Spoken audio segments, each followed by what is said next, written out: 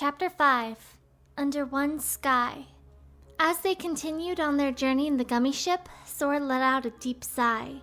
Donald and Goofy looked at each other. Perched on a seat in the cabin, Sora was hugging his knees miserably. "Sora?" Donald peered into his face. He didn't respond. "Sora!" Donald yelled, louder this time. And he finally raised his head, startled. "Come on, keep your chin up." Donald tried to sound reassuring. "But the king and Riku, and now I've lost Kairi again too," Sora mumbled, not encouraged at all. Donald hopped up and down. "Don't be sad." "Yeah, you're the key that connects everything, you know," Goofy added, coming to stand beside him. Sora only fell deeper into misery, hiding his face in his knees again. "Because it's all my fault." "Oh, I didn't mean that," Goofy said, putting his hand on Sora's hunched shoulder. "Just do what makes sense to you, and we're sure to find them." "That's right," Donald agreed. "Yeah, thanks, guys," Sora mumbled with no indication he'd actually cheered up. Concerned, Donald and Goofy exchanged glances again. "I got it. Say, Sora, why don't we go see Leon and the gang?" Goofy suggested. "Yeah, I want to see them too," Donald hopped, as if literally jumping on the idea. "But," Sora hesitated, "we have to find Riku and—" "Maybe Leon will be able to tell us something by now," Goofy said. "Okay, yeah, maybe." Sora released his knees, and a hint of a smile came to his face. "Let's go!" As if in response, the gummy ship accelerated toward Hollow Bastion. Pete paced aimlessly around the room deep in the bowels of Hollow Bastion Castle. "What in the world are you doing?" "I'm trying to help you, Maleficent." Pete wriggled, fidgeting. For all your talk, you're hardly much help at all," Maleficent murmured. "That boy, on the other hand." "What boy?" Pete had to ask. "None of your concern." Maleficent's reply was clipped and cold as she remembered the boy she used to talk to in this room.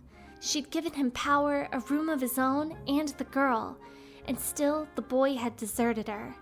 True, Maleficent had been using him, but the fact that he'd left her without the slightest hesitation was a tiny thorn in her heart. Her slender eyebrows drew downward as she faced Pete again. "Nevertheless, explain to me what is happening." "Well, see, there's this Organization 13 that keeps getting in the way." "Let those fools play their little game," she said scornfully. Pete tried to explain. "But—" With a piercing glare, Maleficent cut him off. "What? Have you nothing but excuses for me?" "That runt with the Keyblade! He's a real pain, too." "Sora and his little lackeys?" Pete confirmed, nodding forcefully a few times. "I see. Very well. I suppose you'd best tell me what's happened during my absence, Pete." He wasted no time launching into the story of what Sora and his friends had been up to. All 6 of the men in black cloaks were together for the first time in a while. Xemnas quietly opened the discussion. "So, the princess." Kairi, one of the princesses, had fallen into the organization's clutches. Their goal was not to open the door to darkness, but the more pieces under their control, the better. "Did you take care of Axel?" Xigbar asked. "Most likely," Ceyx replied. Technically, he hadn't seen Axel's end, but it was hard to imagine that he had survived. "Are you certain he is gone?" Zoltan demanded. "He'll be back to cause more trouble if you didn't eliminate him." Xemnas put a stop to the interrogation. "Leave Axel for the time being." "What about the Keyblade wielder?" Ceyx asked Demyx, hoping to turn the conversation away from himself. Demyx only scratched his head helplessly and mumbled like a child getting scolded. "Well, You failed?" Ceyx pressed, while Demyx struggled to find the words. "I told you, I'm not cut out for this kind of work." "Well, you'll have a chance to make up for it later," Xigbar said, sounding as if he could barely contain his glee at the prospect. The circumstances are changing every moment, Xemnas told them calmly. We must move forward with our work in earnest. The other members watched him closely. He could hear the sound of the waves. Axel! Did I turn into a dusk? Axel! Someone was calling his name. He opened his eyes. Namine? Oh, thank goodness! Namine sat on the sand, cradling his head. The late afternoon sun was blinding, Axel thought, as he took in his surroundings from the ground. This appeared to be the beach outside Twilight Town. Noticing a man in a black cloak standing beside Namine, he immediately sat up. Don't move yet. It was Riku's voice. Reassured, Axel let himself lie back down, then realized that it was Namine's lap he was resting on and sat up again. Axel? She said anxiously, tilting her head. Oh, He tried to come up with an excuse for sitting up when he should rest, but his vision swam, and he had to simply put his head back down. He just couldn't move yet. Using her lap as a pillow, he accepted her kindness with gratitude and a hint of embarrassment. You're not as tough as you seem, Riku laughed softly. Axel scowled and closed his eyes. Not everyone in the organization is as strong as Roxas, he mumbled. Namine placed a small hand on Axel's forehead, and he couldn't bring himself to brush away the cool, soothing touch. That other one's Cyax. He's pretty strong, Riku remarked. Axel's eyes flew open. You met him? Yeah. Riku looked out at the horizon. He took Kairi. Axel closed his eyes again. Every time he opened them, the lowering sun was bright enough to sting. I know. Riku didn't move, still focused on the line between sky and sea. I'm sorry, Axel said, leaving his eyes closed. Then Riku turned to him. You should thank Namine. She's the one who saved you from disappearing. At that, Axel made the effort of lifting his eyelids again. Namine was silently watching him. In the past, he had used her for her powers. He'd never imagined those same powers would save him. Sorry. Thank you. He had to close his eyes again against the sound of those words leaving him. He had never apologized to anyone before, or thanked anyone either. Without a heart, there was never any need. If he had no heart, did it mean anything to say that he was lonely, or sorry, or grateful? The words couldn't be heartfelt when there was no heart to feel them. That was the painful truth. But even that word, painful, what could it possibly mean for someone with no heart? So, what are you gonna do now? He asked Riku. Riku crouched down near him to ask a question in return. How can I help Kairi? Axel opened his eyes then and slowly propped himself up. You'll have to sneak into the castle. His vision was still unsteady and he ached all over. But this was no time for a nap on the beach. Namine watched him with transparent concern. How do I get into the castle? Asked Riku, kneeling in the sand with a similar expression. No, I'll go. Axel peered under Riku's hood and met his eyes. How's that gonna work? Aren't you a fugitive? I'll figure something out. You just hang back and watch. The castle's pretty huge, you know. The corner of Axel's mouth curled in a smirk. In the meantime, I'll check on what the organization's up to. He stood up, although his legs were still wobbly. Namine, we'll make sure you get to meet Kairi, he told her. You wait in the mansion. Really? She jumped to her feet, and Axel grinned at her. Riku, come back to town once in a while. I'll explain to Namine about the organization. Axel made a slight gesture with his right arm to create a passage behind him. You two are gonna help Sora, he told them, smiling brightly. Got it memorized? Didn't you want to make Sora into a Heartless? Riku asked, on his feet again. Axel shrugged. Changed my mind. What's that supposed to mean? I don't feel like telling you. Still grinning, Axel sank into the dark portal. The trio arrived in Hollow Bastion and headed for Merlin's house. Sora still seemed listless. Then, along the way, a massive Heartless crossed their path. Ack!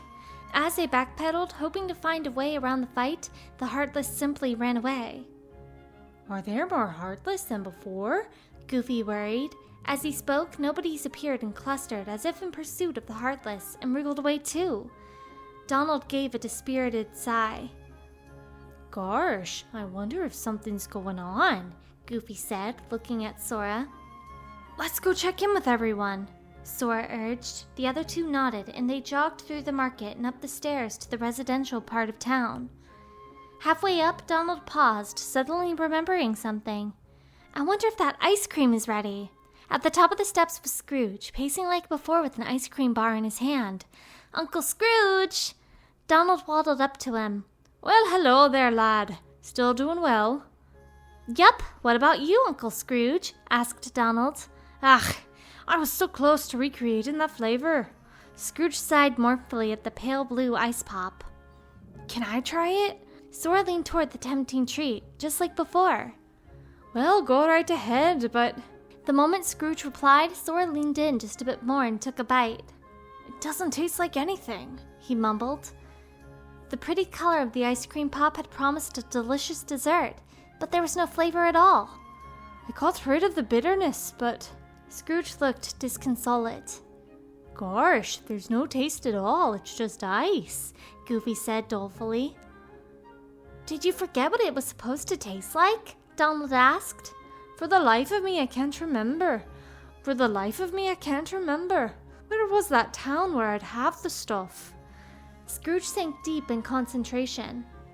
I bet you'll get it right by the time we stop by. Sora grinned at him, trying to sound encouraging. Even a bite of totally flavorless ice cream seemed to have perked him up a bit. We can't wait, Sora added, and Scrooge nodded. He turned to his companions. Come on, let's go find Leon and everyone. Considerably more cheerful now, he took off up the street. When they reached the residential district, it was swarming with Heartless. And not only Heartless, but nobodies too, wheeling around like the town was theirs. What's going on around here? Sora wondered between swings at nobodies. How could anyone restore Hollow Bastion like this? Sora! Hearing his name, he turned to find Yuffie with her giant shuriken. So you came back!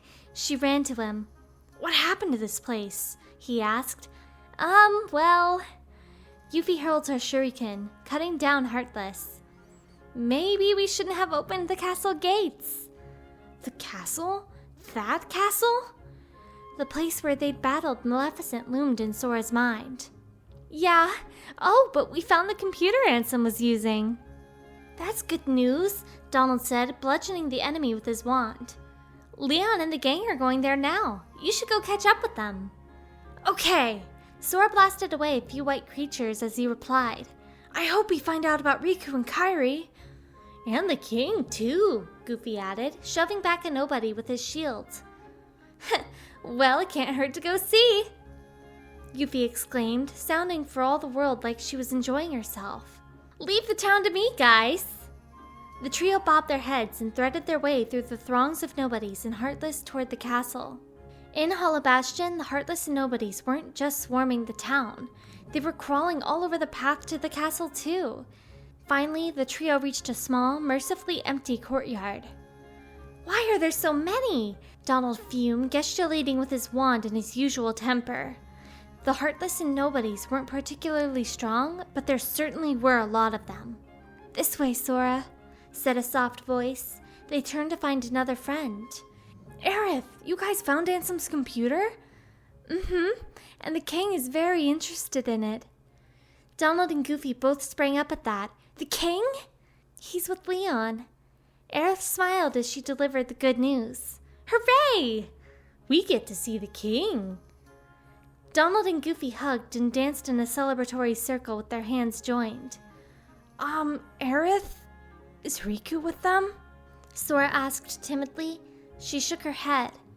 That took the wind from his sails, but he recovered quickly. Oh well, maybe the king will know something about him. Maybe, Aerith said. Come on, let's go to the study. They nodded and headed into the castle through a small side entrance, and at the end of the labyrinthine halls, they found an unassuming door. In there, Aerith showed them the entrance, and the trio filed in. The small round room was stacked with books and littered with broken glass flasks.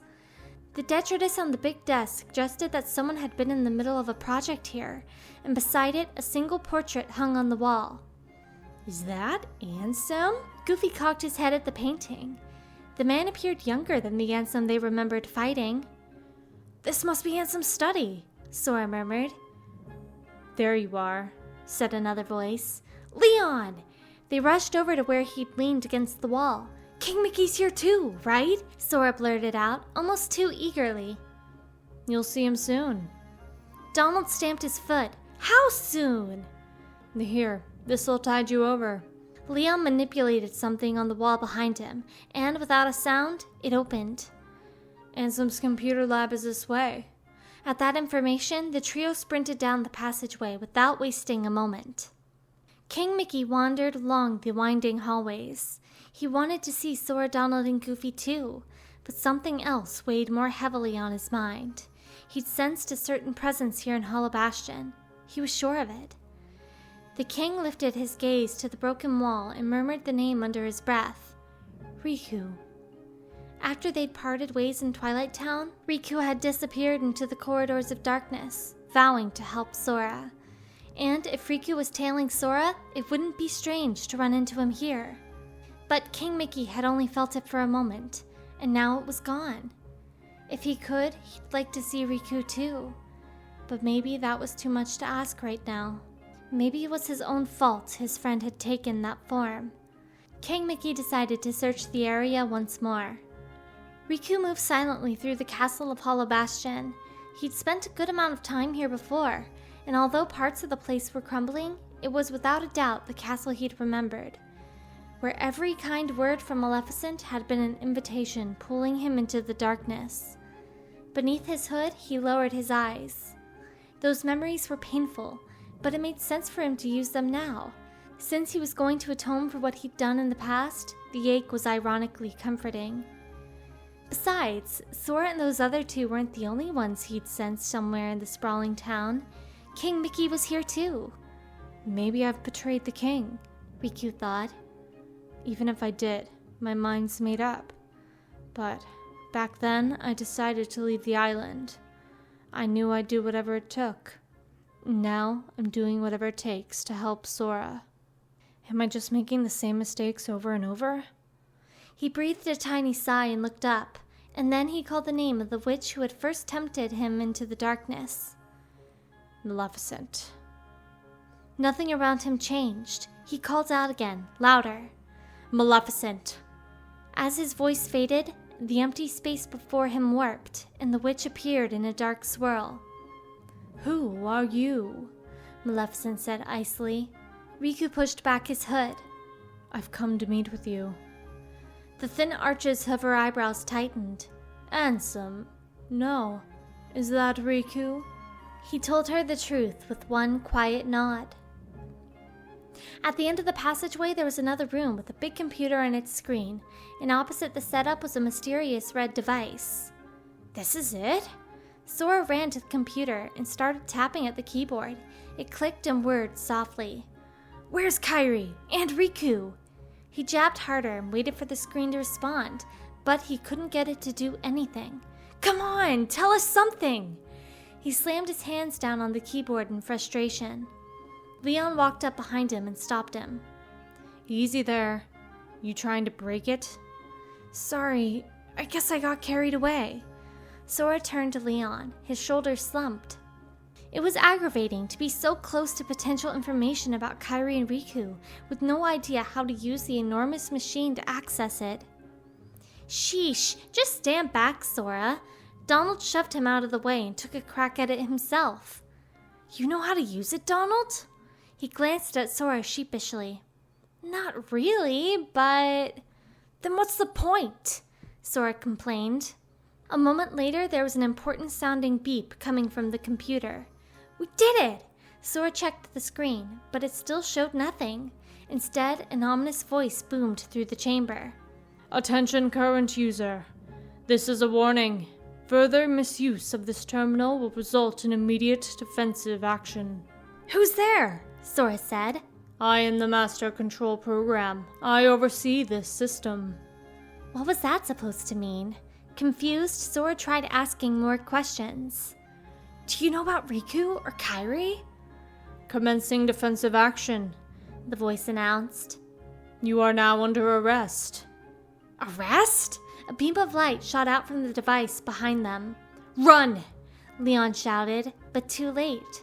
As the beam struck Sora, Donald, and Goofy, they disappeared.